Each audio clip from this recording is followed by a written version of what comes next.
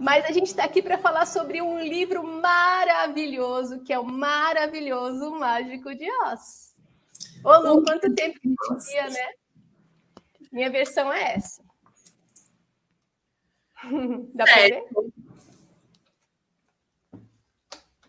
Então eu vou começar. O Mágico de Oz, ele foi escrito ele foi publicado em 1900, né? Estava acontecendo muita coisa no mundo, né, nessa época. O que estava acontecendo no mundo? Muita coisa. Para você ter uma ideia, essa data é a data que Freud lançou a interpretação dos sonhos, né? Que é uma obra muito importante para a psicanálise, para entender o inconsciente. É um divisor de águas aí, né? E por causa dessa obra, ele conhece o Jung, que a gente vai fazer bastante análise simbólica através do Jung. Sim, com essa ótica. Sim. E lá no meio oeste, só para vocês terem uma ideia, o meio oeste, onde tem o Kansas, Nebraska, era onde o L. Frank Baum vivia, nasceu. Ele era de uma família rica, né? Ele já tinha se casado e ele gostava de contar histórias para os filhos dele. E por ele inventar as histórias para os filhos dele, ele também escrevia histórias.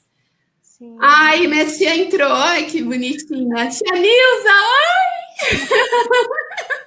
Já que você está falando de contar histórias, contar para sua tia também, o nome Oz, né? Lembra que eu falei para você que eu descobri que, assim como Tolkien também, né, contava história para os filhos e tal, e ele estava contando assim para as crianças em volta dele sobre uma garotinha que tinha tido a casa levada por um tufão e levada por uma terra, levada para uma terra distante, e aí as crianças perguntaram, mas que terra? Como é que se chamava essa terra? E aí ele olhou para cima da mesa e tinha uns arquivos, umas pastas de arquivos com letras A, B, C, alfabéticas. E aí, quando ele bateu o olho, ele viu o O e o Z. Daí ele respondeu para as crianças, Oz.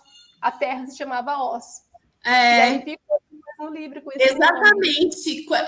E eu falava, o que é Oz? OZ? O que é isso? Que simbologia é essa? Em que livro está isso? E isso foi por acaso, não é verdade? E pegou o nome Oz, né? Sim. Parece uma coisa misteriosa. Então, só para voltar à contextualização, gente, não tinha carro nessa época, não tinha trator agrícola. O meio oeste, ele vivia de plantação de milho, de trigo, e as pessoas viviam precariamente. No entanto, no final do século XIX, eles já faziam a mineração. Então, eles encontraram reservas de petróleo, de gás, certo? Os balões de hélio, né, já existiam, porque o avião ele só vai ser inventado e testado em 1903, 3 anos depois. Então, é uma época muito, assim, muito brilhante do ponto de vista das descobertas, né? O Einstein vai escrever e publicar a teoria da relatividade em 1905. Então, coisas brilhantes, é um salto, né? É um salto que, assim, é comparável ao salto da agricultura da humanidade, né? Porque a gente vai sair da tração de animais para a tração do motor. A gente vai descobrir a física, da física clássica para a física da relatividade, da quântica. A gente vai descobrir que existe inconsciente, né? O homem vai começar a ser revisitado. E o Baum era um cara extremamente fora da caixinha, né, Rê? Que você descobriu essa. Muito fora da caixinha. Imagina só, ali no meio oeste, gente, o pessoal caçava búfalo, exterminava índio, aqueles filmes de velho oeste que a gente conhece, né? E obrigada, Ronaldo, pelo seu prestígio aqui no canal. Muito obrigada. Será que ele consegue ver nós duas agora? Você consegue ver a Rê e eu aqui na telinha? Ele está aqui conversando. Enfim, e Hollywood, por exemplo, vai ser fundado apenas em 1908, Rê. Para você ver, então, o salto é enorme, né? É o salto do cinema. Vai se criar a sétima arte, né? Que é o cinema. Sim. E, sim, as duas. Ele falou que ele está nos vendo. Então, espero que todo mundo vindo para o protagonismo, né? Porque lá no meu não estava conseguindo. Mas aqui a gente consegue, tá tudo certo. Um dia a gente tem que se encontrar no físico e aí eu vou te explicar que botão que você clica, tá bom? Caminhos novos sendo aprendidos, né? Bora lá, Lu. Tá bom. No começo do século XX. Esse é o contexto do início do século XX, né? Que é uma revolução assim imensa em todas as proporções. Uhum. De um centro agrário que puxava, que trabalhava com tração animal, plantava milho e trigo para as descobertas de jazidas de petróleo, de gás natural, de hélio, porque eles faziam aqueles balões enormes, e o Mágico de Oz é um baloeiro, né? Um balonista. Sim, que era uma coisa comum na época, né? Assim, essas incursões pelo ar, nos balões, isso aparece no livro. E olha só a curiosidade aqui que eu também peguei, Rê. O Kansas, né, como eu falei, a gente tem aquele estereótipo, mas que realmente aconteceu aquele extermínio indígena, né? Que são os desbravadores do meio oeste, né, indo para o oeste. E os índios que moravam lá chamavam Kansas. Por isso que o estado é Kansas. Olha. E Kansas quer dizer povos dos ventos do sul. Que legal isso, hein? Sensacional. Tudo a ver com o contexto, né? Do ciclone. Sim. Kansas é o estado do ciclone. Cyclone State. Uhum. Né? É o apelido do estado. Uhum. E o ciclone, ele tem uma simbologia, né? Já para a gente começar. Sim. Quem nunca viu ou o filme ou o livro Mágico de Oz? Porque aí a gente contextualiza todos vocês. É uma menininha, a Dorothy. Não, para mim, né, que a gente ficou no maior debate, né, Rê? Para mim, é uma menina de até 7 anos. Para mim também, é como ela é desenhada, né? O primeiro livro, inclusive, tem uma menininha bem pequena, na primeira infância. Sim. Esse livro tem as imagens originais, né? Da primeira edição. Essa é a menina. Vocês estão vendo? Essa é a menina. Sim. É uma menina doce. Ela não tem 12 anos, ela não tem 16 anos, como no filme. É uma menina da primeira infância. Uhum. Vocês vão procurar o Mágico de Oz no Google e a pessoa vai falar que a Dorothy tem 16 anos, tem 12 anos, e não tem nada disso. É uma menina da primeira infância. E a Dorothy, ela é órfã, né? E ela é cuidada, né, pela tia Emily, e pelo tio Henry, que são 2 idosos. Eles são pessoas abatidas, simples, sisudas. E é muito lindo o jeito que o Frank descreve esse primeiro cenário, porque ele descreve realmente como o estado era, né? É um estado desértico, cinza, e aqueles idosos responsáveis por ela. E ela como único motivo de risos, né? É o Totó, que é o cachorrinho. Sim. Então, eu sentia que ali se abordava até uma depressão na primeira infância.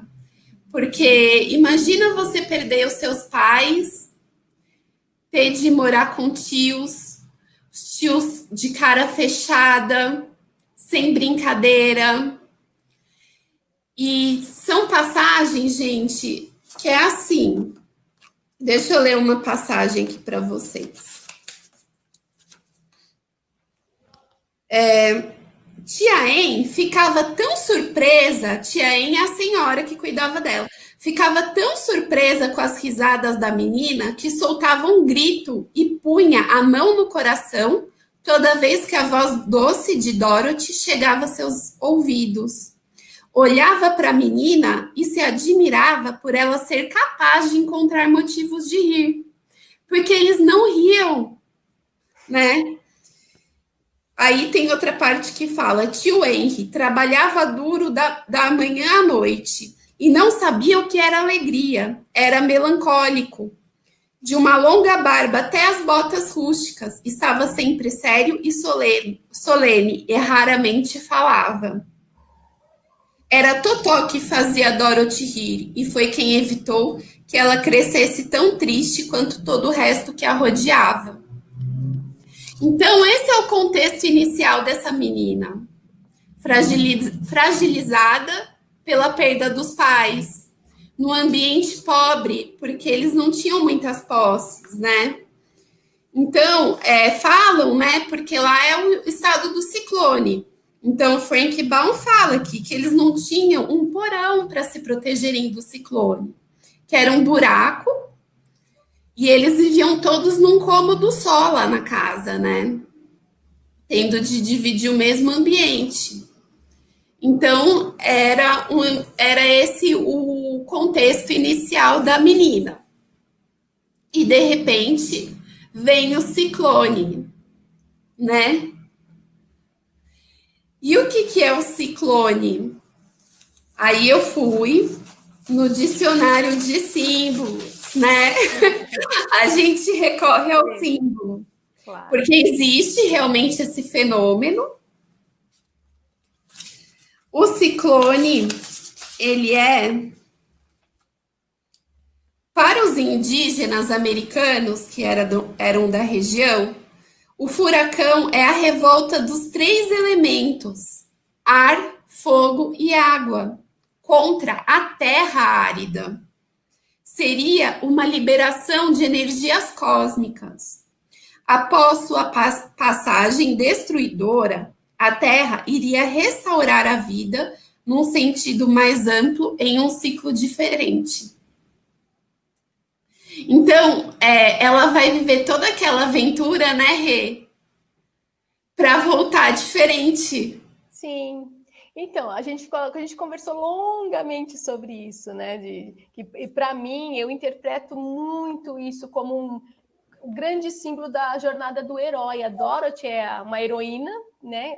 Ali descrita como uma criança e tudo mais, mas ele tá todos os elementos da história representam nós mesmos ou representam a própria Dorothy, né? E eles se relacionam com ela de forma que ela consiga retornar para casa mudada. E aí você estava falando do ciclone, inclusive, né, do tornado, dessa movimentação, porque é justamente isso, né? Ele é um símbolo de mudança. Quando ele passa, tudo muda. E a coisa assim de que era o momento, quando a gente pensa na jornada do herói mesmo, né, no Luke Skywalker, eu lembro muito dele, né, do Star Wars, ou mesmo o Frodo, são aquela coisa assim, que o herói está naquela situação que a coisa precisa mudar, ele precisa mudar desesperadamente, mas ele não sabe como, de repente, plum, acontece alguma coisa, e aí ele muda, ele é transportado para um outro universo, ele faz uma travessia aí. Isso acontece com a Dorothy, né? Ela esse ciclone é o símbolo da mudança mesmo, ela tem que ser inserida num outro universo para fazer essa jornada, para voltar de um modo diferente. E aí nas simbologias todas, porque o Baum, ele era teósofo, né? Então, a sogra dele também era por muito tempo, depois ele também se juntou à teosofia. Então, muitos dos preceitos e ali muitos dos símbolos têm a ver com essa visão da divindade de forma como um todo, né? Imagina, maior. Imagina você ser teósofo no meio oeste americano no final do século XIX. Esse cara era muito estranho, né? E assim, além de ser estranho e corajoso, ele era inteligentíssimo, porque eu fiquei encantada com o livro. A Lu que me incentivou a ler, né? Porque eu não conhecia assim, a literatura mesmo, eu conhecia o filme, aquela coisa toda, mas o livro eu não tinha lido. E aí eu fui ler e eu me apaixonei perdidamente, porque ele escreve de uma forma tão simples, tão concisa, mas tão profunda. Esse livro é cheio de símbolos, cheios. Os três companheiros da Dorothy, o próprio Totó, cada um deles está imbuído de um monte de significados, né? A gente estava falando agora da... Não sei se todo mundo que está acompanhando já leu, mas se não leu ainda, mesmo que a gente vá dar alguns spoilers durante a conversa, né, Lu? Porque gente, desculpa se a gente der spoiler, infelizmente faz parte da análise também do livro. Mas mesmo assim, vale muito ler, porque cada vez, por exemplo, se eu for ler esse livro de novo, eu vou encontrar 1000 outras coisas que eu não tinha visto. Se eu for ler pela 4ª vez também. Então, não importa se você já conheça a história, vá ler que você vai encontrar em cada detalhezinho muitos significados, muito, muito, muito, muito. Por exemplo, Lulu, quando ela chega lá na Terra de Oz, a gente estava falando, né, que a casa cai justamente cai em cima da bruxa do leste. Então, e aí a gente estava pensando nas bruxas, porque lá não são fadas, né? É a bruxa do norte que ela encontra primeiro, daí ela mata a bruxa do leste, daí tem a bruxa do sul e tem a bruxa do oeste. São todas bruxas, mesmo que essas duas primeiras sejam bruxas boas, né? Ela até quando pergunta para a bruxa do norte, que ela se apresenta como bruxa, ela fica com um pouco de medo de conhecer uma bruxa pessoalmente. Depois ela mesmo reconhecida ali pelos Munchkins como feiticeira. Exatamente. Então, o bruxo e a feiticeira não tem maniqueísmo, né? Ele sai desse maniqueísmo do bruxo é do mal e fada é do bem. Sim, Nesse livro não existem fadas. Não existem fadas. Existem bruxas boas e más. E a gente viu essa interpretação das bruxas como uma cruz mesmo. Então, a gente tem o norte, tem o sul, tem o leste, tem o oeste, e cada um deles tem um significado. Então, se você pensar nessas leste e oeste, você tem uma horizontalidade que tem a ver com a matéria, né, com essa parte da gente que é corpórea. Se a gente pensar na verticalidade, a gente tem uma conexão com o divino, com o sagrado, com o que é de melhor, com o seu self mesmo, aqui, né? Então, inclusive as boas, né? As bruxas boas. Sim. E aqui as bruxas más. Sim. E ela sai do leste para o oeste, né? Ela vai nos tijolos amarelos até Oz, que fica no centro do reino. Sim, que tem uma cor específica, que vai ser importante depois comentar das cores. Aí ele faz uma barganha, o Oz faz uma barganha com o grupo, né? Com a Dorothy e os 3 companheiros. Eles têm que ir para o oeste. Lá eles vencem o desafio, né? O desafio era a bruxa que está no oeste. Aí eles voltam e vão para o sul. E terminam. Existe um relato daqui, mas é um relato indireto, né? Sim, ela não vai para o norte. Ela escuta histórias do norte. Sim, porque ainda não era o momento também, né? Porque como a gente estava comentando antes, é uma questão de... né, uma elevação ainda que não estava ainda no patamar da Dorothy, que ela já tinha feito, essa jornada já era uma grande coisa, né? Mas sabe o que eu estava pensando, Lulu, que eu queria muito contar para você, que é bom não dando tempo, que quando a casa cai, né, em cima da bruxa do leste, já é a primeira vitória para ela. Eu fiquei pensando, nossa, mas a casa caiu exatamente em cima da bruxa. Se a gente pensar na relação das bruxas e na relação de todos os elementos da história como instâncias dela mesma, né? Essa parte da corporeidade, da materialidade, é uma das... Ela precisa vencer, ela precisa superar para ela conseguir entender de um outro jeito a vida e evoluir, né? Emocionalmente, psiquicamente, nessa jornada dela. Mas o que fez essa casa cair exatamente e matar a bruxa do leste, que é a primeira é uma instância dela, né? Pensando... Eu entendo assim, Rê, né? Agora, nesse momento, daqui a 10 anos, eu posso te falar outra coisa diferente, ou daqui a 5 anos, ou daqui a 2 meses, lendo o mesmo livro. Eu entendo que ela estava passando por um processo, vamos dizer assim, se fosse uma menina real, com uma depressão, né? Que ela estava passando por um processo muito difícil, que ela não estava conseguindo acessar ferramentas na família dela, ao redor dela, para superar aquele obstáculo interior dela, e ela começa a fantasiar, né? Então, todo esse imaginário, né, que acontece, dela matar, dela vencer, fortalece ela internamente, para ela conseguir viver a vida que ela precisa viver no mundo real, no mundo de Kansas, onde ela é criada como uma menina pobre e órfã no começo do século XX. Sim. A casa, em nenhum momento, a casa ela tá no centro do furacão. Ela não é despedaçada, né? Então foi tudo levado suavemente. Houve um processo como se fosse um processo interior magnânimo para levar ela para uma outra instância. Quando a casa cai, ela já vira uma bruxa poderosíssima. Bruxa naquele reino é quem tem a sabedoria, quem sabe fazer as coisas.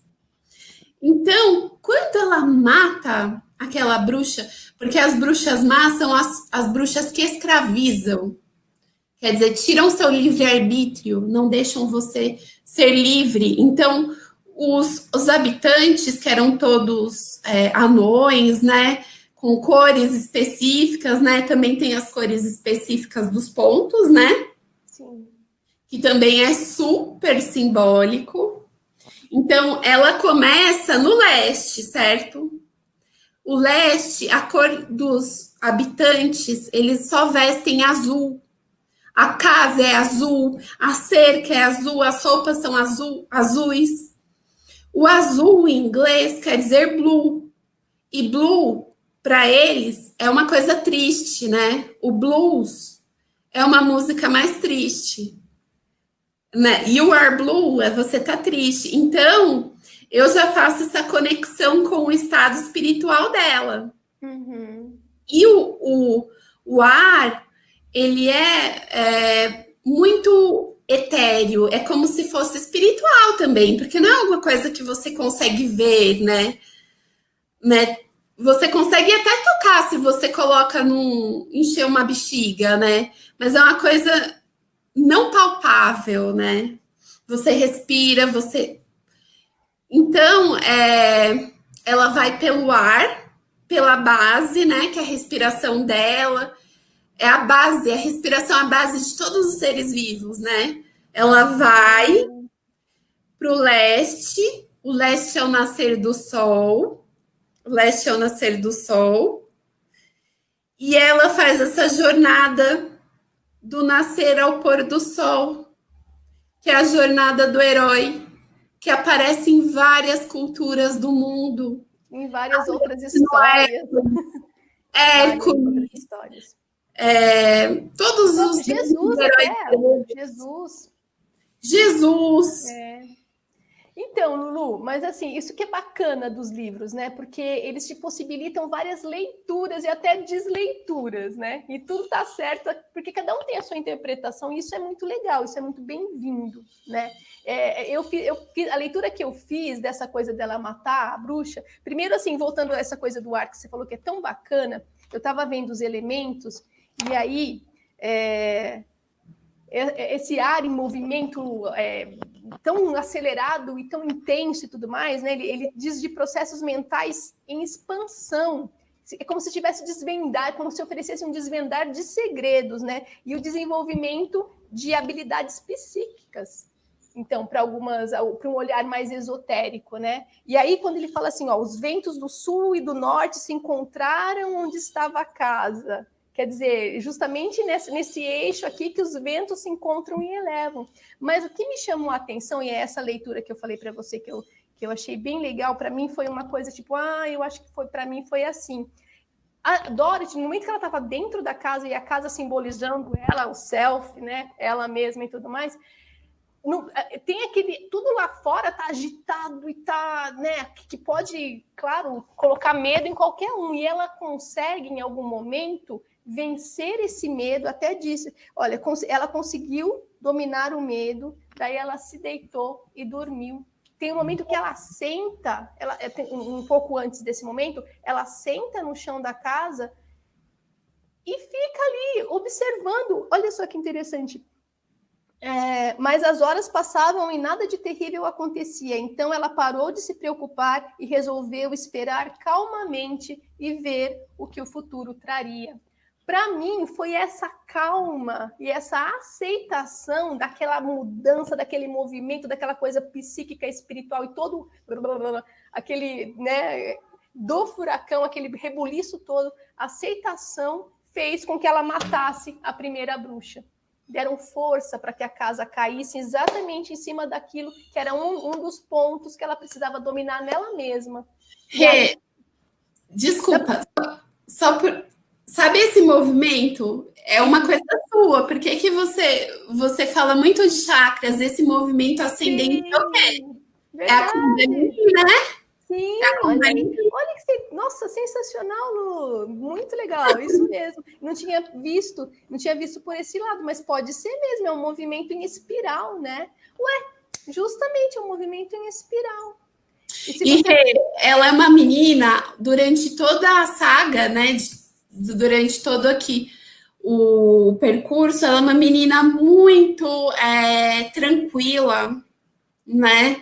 Ela é uma menina muito sensata, ela se mostra muito adulta, né? Madura, né? Ela tem uma madura, ela se mostra... Então, ela tinha que superar isso através de uma civilidade, né? Ela mantém a civilidade. Sim, sim, o tempo todo, inclusive, né? Até quando pedem para ela matar, que é o Mágico de Oz faz essa barganha que você falou, ela se recusa, assim, porque está dentro de uma ética, né? Dentro de uma civilidade aí que para ela eram fundamentais. Inclusive por acidente que acontece, mas depois a gente fala disso, né? Eu acho assim, ela só conseguiu por ser um acidente, por ser inédito, por ser uma inocência. Né? A inocência dela trazia muitas coisas positivas naquele ambiente, né? E porque a bruxa, ela tinha sabedoria, mas ela queria usar o outro. Tanto é que quando a bruxa do oeste... Existem 2 momentos aqui da bruxa do oeste onde eles vão enfrentar. E ela manda aqueles bandos, né, de animais. Sim, os 40, né? 40 corvos. Sim, ela fala, eu não quero, nenhum presta para trabalhar, nenhum me é útil, mate todos. Aí, num segundo momento, ela pede para matar todos e deixar o leão, porque vai ser o cavalinho dela. Sim. Não é verdade? É verdade. Então, ela usa o poder, a sabedoria, para manipular e escravizar o outro. E a menina é mais poderosa porque ela é inocente, né? Ela só quer voltar... E é muito engraçado, porque tem todo esse contexto inicial, né? Da tristeza, da pobreza, da orfandade. E ela, desde o início, ela fala, eu quero voltar para casa, né? Ela tem essa resolução. Então, é aquela interpretação que eu te falei. Se ela não quisesse voltar para casa, aí era uma coisa de psicose, né? Quebrou o princípio da realidade. A menina não quer... ela nunca mais vai querer ver um espantalho como um objeto inanimado, ela só quer ver o objeto animado que ajuda ela. E todos nós precisamos do princípio da realidade para a gente viver. É um equilíbrio, né? Entre a fantasia, o mundo dos loucos, dos sonhadores e o mundo real, né? O mundo das limitações, da falta, da escassez. Então, a roupinha dela, que era a única roupinha provavelmente que ela tinha, era a roupinha que indicava que ela era bruxa, boa, naquele reino, porque era azul e branco. E todas as bruxas usavam branco. Isso é sensacional, não é? Nossa, desmistifica tanto, né? Essa coisa de que todas as bruxas usavam mal, branco, do bem, essa coisa dicotômica, né?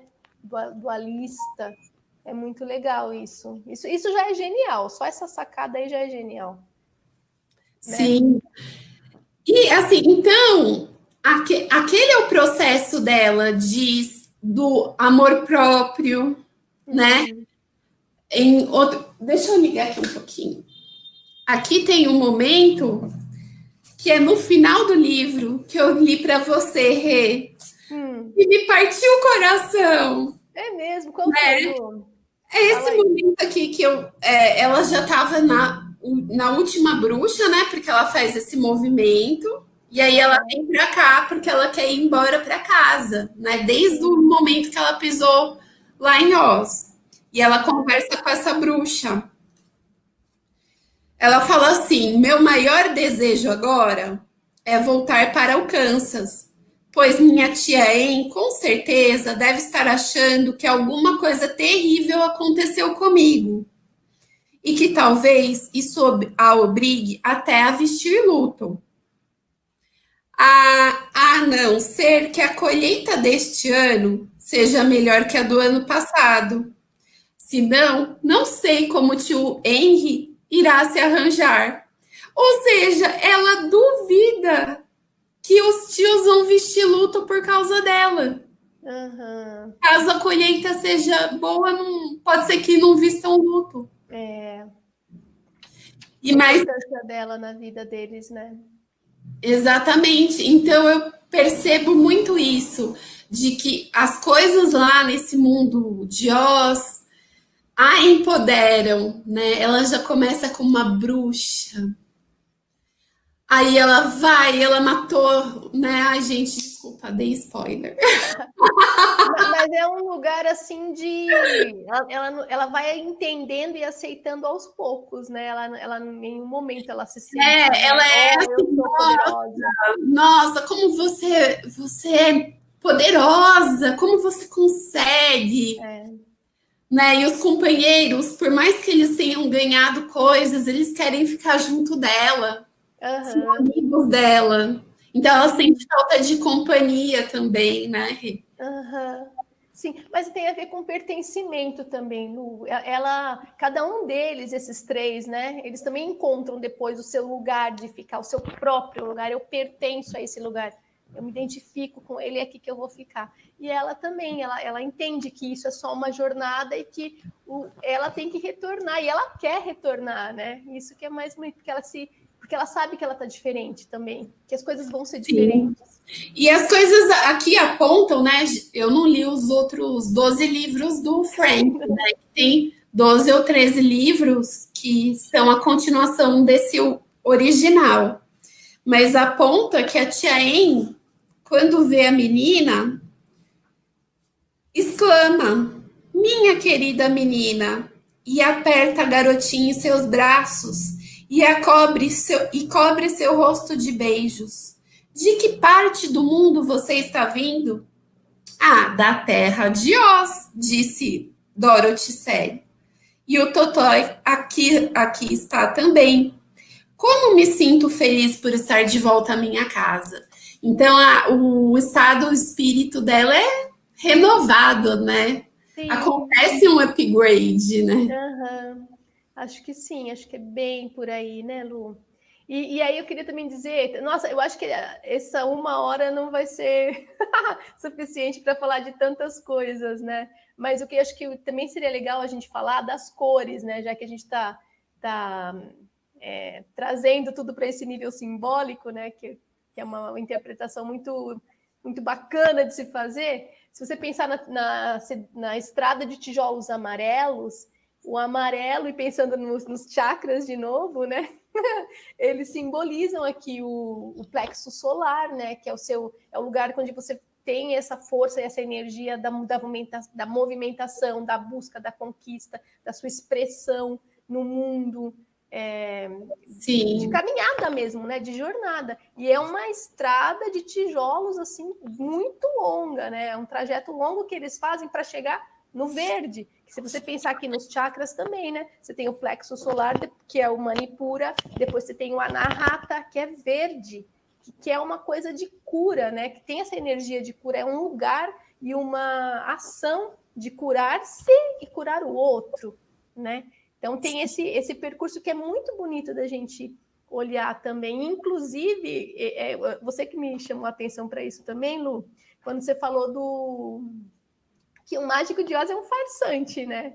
Eles estão ali todos, né? Os 3, os 4, né? Contando com ela, querendo tanto encontrar com ele para ele dar coisas. E ele é um grande farsante, né? Ele é uma farsa, ele é uma ilusão. Então, como que ela faz essa trilha, essa trajetória toda para chegar num lugar que é ilusão, né? Qual que é a cura aí? Sim, porque é o que a gente falou no começo. O Frank, ele não é maquiavélico, maniqueísta. Ele não define o que é o bem, o que é o mal. A bruxa é boa, né? E o Mágico de Oz, ele é um farsante, né? Um mentiroso, uma pessoa que se aproveita, né, dos outros para estar num trono, mas na verdade não é isso, né? Porque esse mágico, ele nunca quis se colocar na questão do mágico, né? Aí tem a história paralela, que ele também se perdeu, assim como a menina, né? Ele trabalhava com um circo, que era muito comum na época, era o entretenimento da época, era o circo. Então, ele trabalhava como balonista, ventríloco, né? Que é aquela pessoa que fica imitando vozes no circo. Ele se perde no balão, vai para lá, e ele precisa, por conta das bruxas, se disfarçar, se fazer de conta que ele era mais poderoso, porque senão a bruxa iria prejudicá-lo, as bruxas más. Foi uma estratégia de defesa, né? Ele morria de medo dessas bruxas más. Ele já um homem, né? Tem a descrição, um homem enrugado, baixinho, careca. Ele, um homem, tinha medo daquelas bruxas. E aí ele fazia, com a voz dele, personagens de vários cantos da sala de recepção e montava como se fossem espetáculos, né? Então ele montava seres que passavam medo, bestas, né? Para que a pessoa sentisse aquele temor e falasse, nossa, que poderoso. Então, é truque do começo ao fim quando você tá com ele. Porque você chega ali na Cidade das Esmeraldas, né? E olha que interessante, Rê, falando um pouco das cores dessa obra, que é o verde, a cor preferida. Verde não, é o azul. Aqui é o amarelo. Juntos dão o quê? Se a gente misturar a corzinha fica verde? Sim. Então, olha aqui, ó, verde. Muito legal. Onde ela estava. Sim. E aí, ele é aquele farsante. Então, agora você vai pôr uns óculos mágicos. Então, eles põem óculos mágicos. Oi, Marisa! ele coloca os óculos mágicos, todos colocam, para ver que a região era verde, mas era uma farsa. E todos sabiam, né? E é isso, é o acordo da ilusão. Eu quero te dar uma ilusão. Eu quero fazer um espetáculo de circo para você. Você aceita a plateia? É como se fosse um acordo entre o artista e a plateia, né? E a plateia embarca naquilo, e aquilo vira aquela cidade é uma grande ilusão. Sim, e aí, mas eu acho fundamental essa coisa da ilusão, né? Porque também é um processo de você entender que o que está fora não é uma resposta para o que você busca, é o que está dentro. Então, quando chegam lá uma outra leitura possível seria assim: eles chegam lá, né? Os três mais a Dorothy, querendo validar uma coisa que eles já tinham, né? Inclusive, Sim. ela tinha os sapatinhos de prata que poderiam levar ela para qualquer horário qualquer hora que ela quisesse, mas ela não sabia disso. Então, os quatro, na verdade, vão lá buscar coisas que eles já têm. Só que por que eles fazem isso? Eles precisam validar isso. Ah, se você não me der um sério, me coloca aqui com alfinete, porque senão eu não vou acreditar que eu tenho. Então, você delega, você projeta uma coisa que é sua, um poder de realização no outro. Isso que é uma grande ilusão, né? Que depois, né, quando eles assumem seus reinos e ela consegue vencer lá a outra bruxa, eles entendem, né, que eles têm mesmo isso dentro deles. Então, é o acordo da ilusão, é o acordo. Então, tem uma parte, eu adorei que você destacou nessa fala, porque muita gente pensa que os sapatinhos da Dorothy são vermelhos. São prata, prateados. Filme clássico. E aqui a gente está falando das cores, e as cores são muito importantes simbolicamente no livro. Então, eu já pesquisei no Google, já vi gente que falou que a estrada de tijolos amarelos no original era verde, por causa da Cidade das Esmeraldas. Não é, gente, é só ler o livro, né? Então, os sapatos da Dorothy, eles eram prateados. O branco era a cor das bruxas. E aqui eu tenho um negócio muito que eu anotei em algum lugar, só um parênteses aqui, branco. Pureza, inocência, em muitas culturas indica espiritualidade. No sufismo indica sabedoria. Para os índios americanos é o espírito. Então, olha só, aquela observação. Ela é inocente. As bruxas têm a sabedoria, mas tem umas que usam para manipular os outros. Né? E essas são as más. Então, olha a inocência aqui como é um indicativo importante. Né? Ela está mais conectada, né? Ela tem essa conexão muito direta com esse inner self aqui, que tem essa pureza, que tem essa... Ela não tem um repertório, ela não tem o repertório da malícia, talvez, né? Tipo, eu vou usar esse espantalho e depois eu vou seguir meu caminho. Não é assim, sabe? É tipo, vamos, eu te ajudo a encontrar o seu cérebro. Sim. Né? Ela não, em nenhum momento, porque, por exemplo, você falou da validação do outro. O espantalho, ele tem sacadas geniais para saídas, né? Sim, sacadas, eles precisam enfrentar monstros e ele sabe. O Rê, a Marisa tá pedindo para você aumentar o seu volume. Ah, tá bom. Vou tentar. Então, ela podia falar, por que você tá me acompanhando? Espantalho, você já é super inteligente, você não precisa de cérebro, ela não tem isso. Ela, vamos, você é isso, vamos pegar um cérebro para você. O Homem de Lata é uma pessoa, é um ser sensível que não gosta de... E tipo, eu preciso de um coração porque eu quero ser feliz. Ela não olha e fala, nossa, mas você já é, por que você não pede uma outra coisa? Então, né?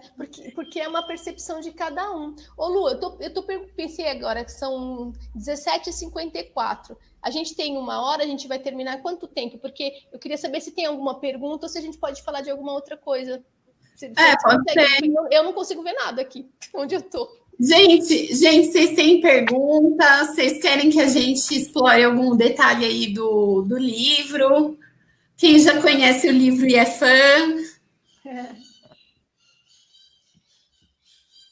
Eu acho que não, viu, Rê? Vamos terminar no arco. Então tá, porque eu queria falar, quando você falou do Homem de Lata e do Espantalho e desses outros, né? No momento, um dos meus momentos favoritos do livro, o livro é genial do começo ao fim, mas um dos mais favoritos é quando eles vão enfrentar a bruxa do Oeste, e aí vem... Agora ficou melhor o meu volume? Para quem perguntou, será que ficou melhor? Será que estão me ouvindo? Marisa, você pode responder aqui para gente o volume da Rê? Que eu aumentei um pouco. Será? Não sei. Bom, mas aí a questão que eu ia falar é que, assim, ele é um homem de lata, né? Todo revestido de proteção, de armadura. É uma coisa que fosse uma armadura. As articulações são... Se toma água, ele fica enferrujado. Então, ele tem toda uma proteção ali, mas, ao mesmo tempo, por dentro, ele tem um ser ali tão sensível, né? Ele quer um coração, mas ele já tem toda a sensibilidade que ele precisa. Mas naquela cena que eles vão vencer a bruxa, que eles vão lutar contra, né, a bruxa do Oeste, e ela manda os lacaios, né? Os lacaios dela atacarem os lobos, são os lobos, inclusive. Eu acho linda aquela cena que ele pega, a Dorothy está dormindo com o leão, e eu acho que o Totó também, e aí tá só o Espantalho e o Homem de Lata, e só os dois estão de pé, né? E aí os lobos estão vindo, ele pega o machado e fala assim, pode deixar, essa batalha é minha. Nossa, eu achei lindo, porque para mim isso simboliza assim que ele, com toda a sensibilidade que ele tinha, agora era o momento dele usar a dureza que ele tinha. E ele só ia conseguir vencer as suas batalhas contra os seus ataques dos egos inferiores, ou qualquer coisa que você queira pensar ali, né? Representando os lobos, ele com a integração desses dois, é o caminho do meio. Nem tanta dureza, nem tanta sensibilidade, é ali, ó, no equilíbrio, na justa medida que você vence, né? Então, isso acontece com o Espantalho também, né? Quando os corvos vêm, ele pensa no... Então, ele é todo molinho ali, né? Todo vulnerável, com aquelas palhas e tudo, e ele vence o bando dos corvos com uma estratégia. Então, é a integração dessas duas forças, né? Uma coisa dialógica, não precisa ser dialético, tem que ser dialógico para que haja o equilíbrio. E isso, para mim, ficou muito claro nessa cena. É interessante você pegar o Homem de Lata como exemplo, porque as pessoas pensam, nossa, que incoerente, por que ele fez isso? Então, o Homem de Lata, ele começa chorando porque ele pisou num besouro sem querer e o besouro morreu. E ele se enferruja todo e fica todo, eu preciso de óleo. Uhum. E aí, em outro momento, ele vai com o machado dele e ele não pensa duas vezes em cortar a cabeça lá da besta para proteger os amigos e a ele próprio. Então, eu até pensei, nossa, parece muito com tipologia, funções tipológicas que eu estou estudando.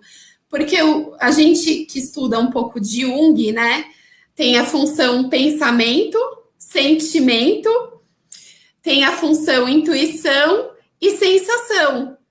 E a função sentimento, para Jung, não é aquele cara que fica chorando o tempo todo no filme romântico, não é aquela menina que fica chorando na TPM.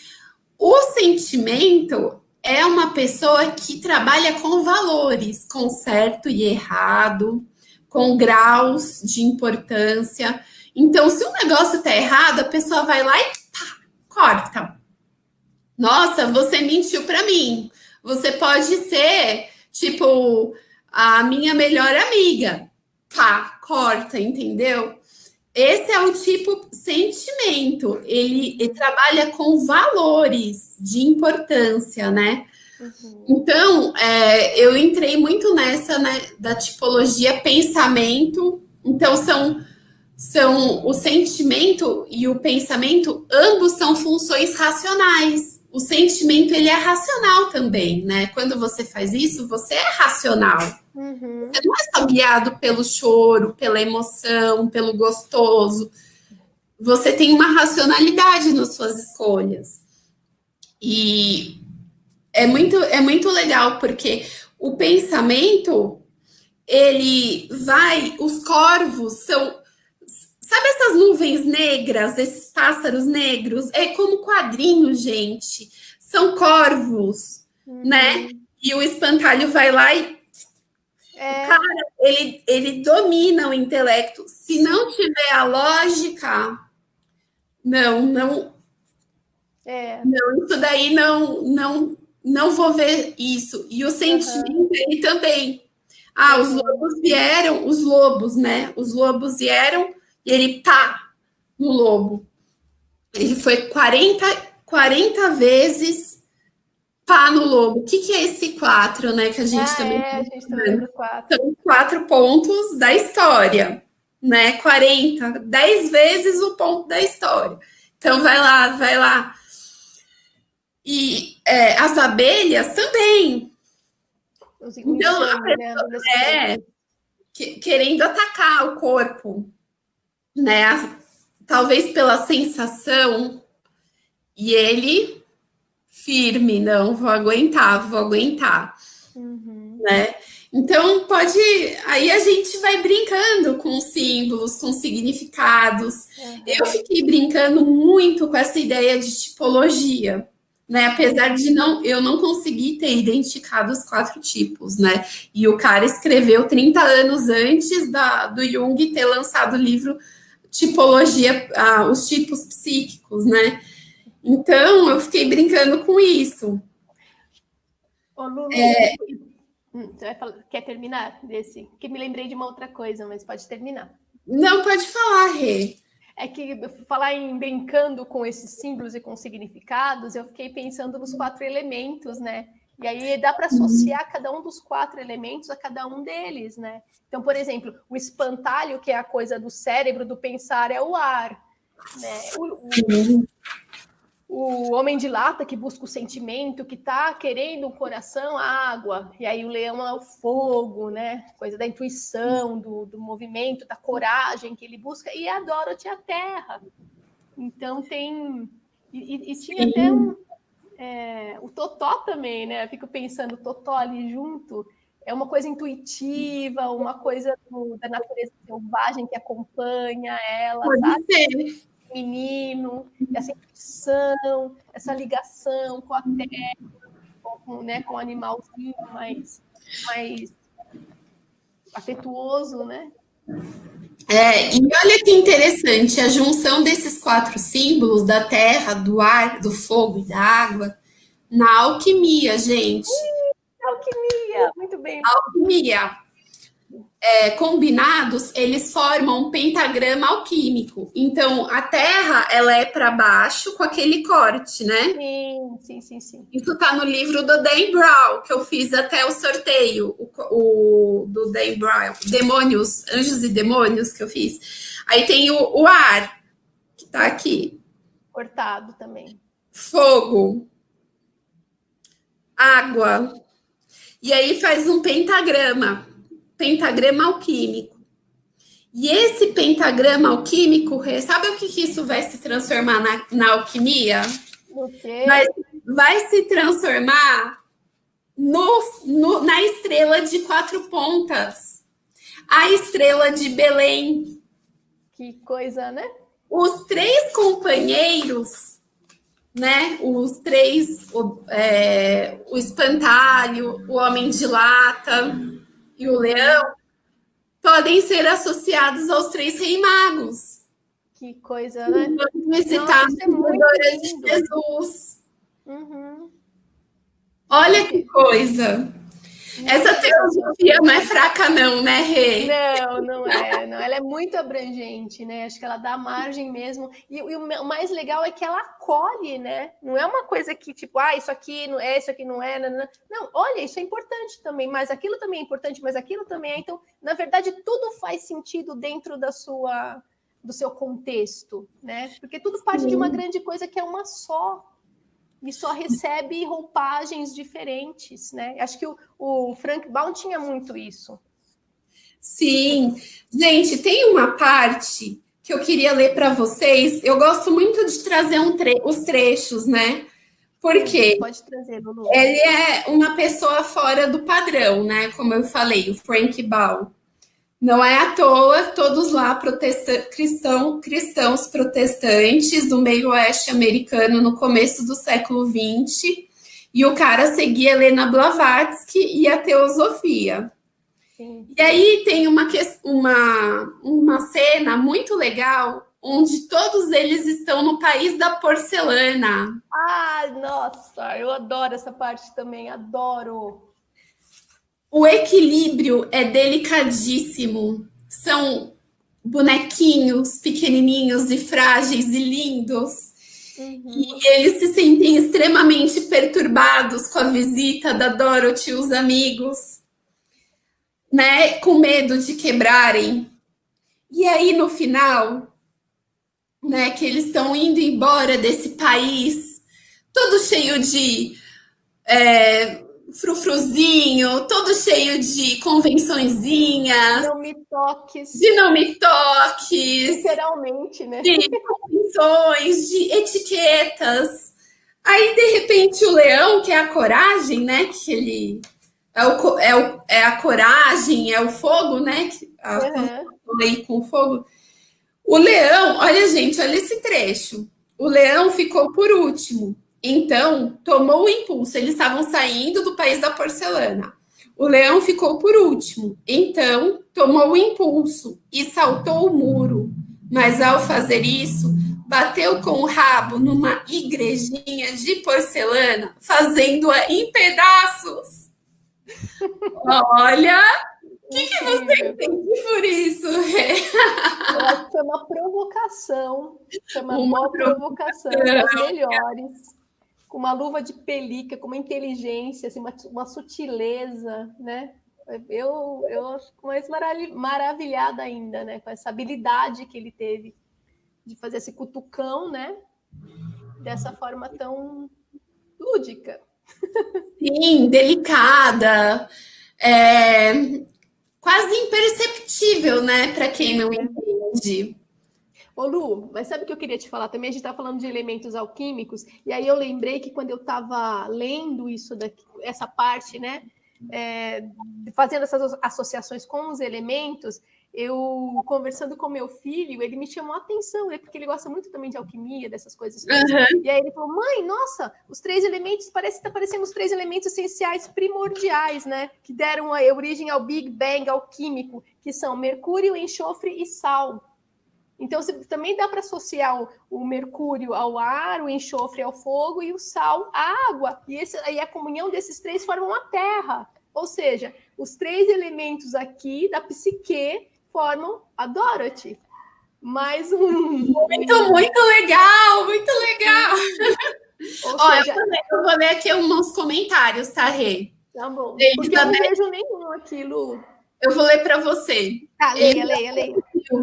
Muito bom, meninas. Adorei as informações, conheço o filme, mas agora vou ler o livro. Ai, que bom! A Marisa, as tradições antigas que são ligadas mais fortemente à natureza colocam que o cachorro é o fio terra do ser humano. Olha, eu não sabia. Que bacana! A Marisa, ela tem conhecimento, viu? Obrigada, Marisa. Ó, a Marisa de novo. A estrela de 6 pontas, também chamada estrela de Davi, traduz a evolução e o equilíbrio de nossos centros de energia, os chakras. Opa. Vai ver que tem estrela de 6 pontas em algum lugar, né, Rê, da trama, do enredo. Os vestidos das bruxas boas, eles são todos de estrela. Tem a descrição da bruxa do norte que dá um beijo na menina. Isso é sensacional. Aqui, ó, o chakra, esse chakra aqui, ó. Ela dá um beijo bem aqui na menina. Aí ela fica protegida. Isso é lindo. E a menina fica protegida, ela não é morta por conta desse beijo. na testa. De novo a Marisa, quando a gente falou sobre o país da porcelana, a intuição não tem chiliques, ela é simplesmente. Então, quando o leão foi lá e pá, na igrejinha. Ele só foi, né? Ele foi. A intuição não tem chiliques, vai lá Muito bom. Eu acho também, concordo. Ai, que bom. Ai, deixa eu finalizar, né? Eu acho que já deu a hora, Lulu. Já deu. Muito obrigada, gente. Vocês estarem aqui com a gente, dando uma força, trocando ideias sobre o livro. Aliás, tem algumas considerações do filme, né, Beth? Elizabeth. O filme, eu fiz uma pesquisa, ele tem várias divergências com o livro, né? A gente está falando aqui algumas coisas que são só de cores, mas até o desenvolvimento, né? As provas, né? A Rê falou, cada companheiro ele vira rei de um pedaço daquele reino. Isso não é colocado no filme. O filme, ele teve até a distorção dele foi tão grande, o processo dele foi tão doloroso para todos os envolvidos, que ele história aí, né? Exatamente, que ele é conhecido até como anticonto de fadas, né? As pessoas veem o filme como uma curiosidade macabra que virou referência de como que chama aquele dia de ação de graças, para passar no dia de ação de graças, dia de Natal, porque parece ser um filme de família, mas o filme, por causa dos detalhes, né? Bastidores, está falando, né, Lu? Na produção, e também de estética, né? Porque a estética dele, ele é de 1939, o mais famoso, que tem a Judy Garland, né? Por exemplo, a Judy Garland, ela canta Over the Rainbow, que é Além do Arco-Íris. O arco-íris não aparece no livro. Você leu sobre arco-íris no livro? Não existe. Não vi, acho que não.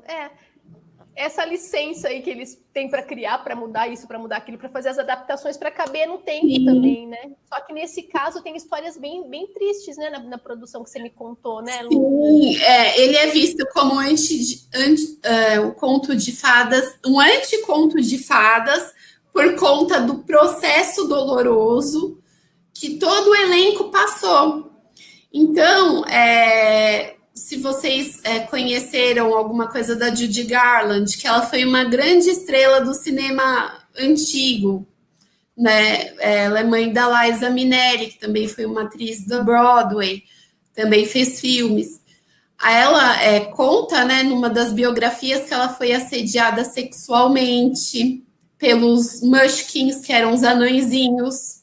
Então, eles passavam a mão nas pernas dela, debaixo da saia dela, e ela era uma menina de 16 anos, né, fazendo um filme para crianças, para família.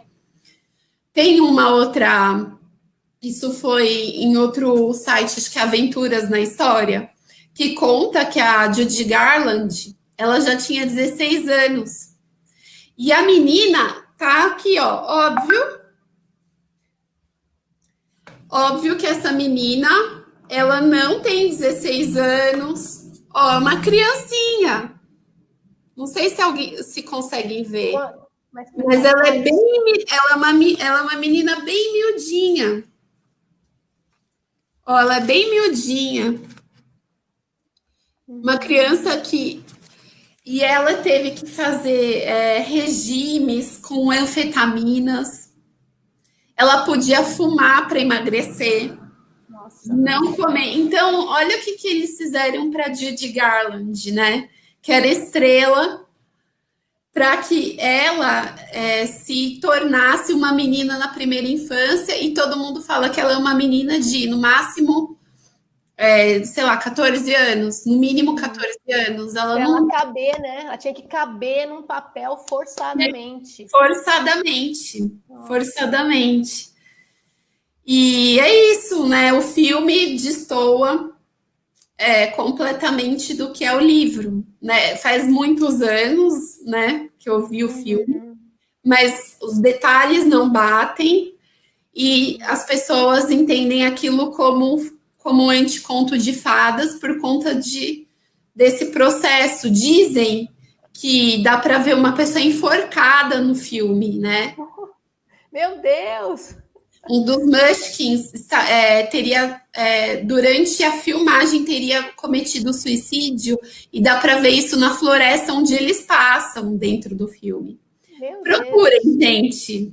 Então. O Homem de Lata também, a tinta, né? Que você falou que era uma tinta tóxica que passava no rosto dele, não é isso? Sim, o Homem de Lata ele foi substituído muitas vezes. Acho que duas vezes, duas, três vezes, porque eles colocavam alumínio e ele aspirava e aquilo danificou os pulmões. Então ele teve que ficar internado. Nossa.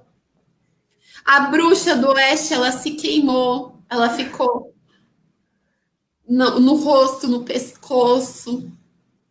Eita, nós. Então, né? Vai saber quais são essas forças do universo agindo desse jeito, ou que as coisas aconteceram desse jeito, né? Sim. Mas o livro é sensacional, maravilhoso, cheio de recados para nós mesmos, cheio de insights. E eu e a Luciana Mion recomendamos fortemente que vocês leiam esse livro, mesmo já sabendo toda a história. A gente deu um monte de spoiler. Mas agora que vocês já conseguem, não sei, pensar com esse olhar, vocês vão conseguir, na leitura, identificar um monte de outras coisas até que a gente nem falou aqui. Também não dá tempo, né? Porque não dá tempo. Passar aqui, eu fiz um diagrama aqui, ó, mas não dá para passar em tudo. Por exemplo, um detalhe importante, né? A jornada da estrada de tijolos amarelos é só no pedaço do leste para a cidade das Esmeraldas. Ela não continua. Então, eles ficam perdidos, eles estão no desconhecido o tempo inteiro. Só o primeiro trecho da narrativa tem um guia, tem uma história, uma estrada. Depois não tem mais. Depois ela por ela. Então. Gente, eu também prometi fazer o sorteio dos mini livros. Então sorteia, Lu. Exatamente. Deixa eu ver onde estão esses mini livros. É só uma lembrancinha, pessoal, para quem quer, né, ter um mini livro. É só escrever lá depois da live, eu quero mini livro. E eu vou fazer o sorteio pelo mesmo mecanismo que eu fiz o do último romance. É só colocar lá, tá bom? E aí você manda pelo correio? Aí eu escrevo ali embaixo quem que mandou, quem que ganhou. E a pessoa tem que entrar em contato ou pelo xprotagonismox@gmail.com ou pelas redes sociais no inbox com o endereço e CEP. E eu mando pelos correios, tá? Que legal. Eu acho legal para dar para alguma criança também, né? Às vezes tem olha só, o livro é fofo, gente. Não é como original, né? Mas ele é todo fofinho. Olha como que ele é. Olha aí. É do Mágico de Oslo. Bom frisar isso. Uma releitura dele, né? É uma releitura. Um reconto. E a Marisa está falando, perguntando, meninas, vocês gravaram essa live?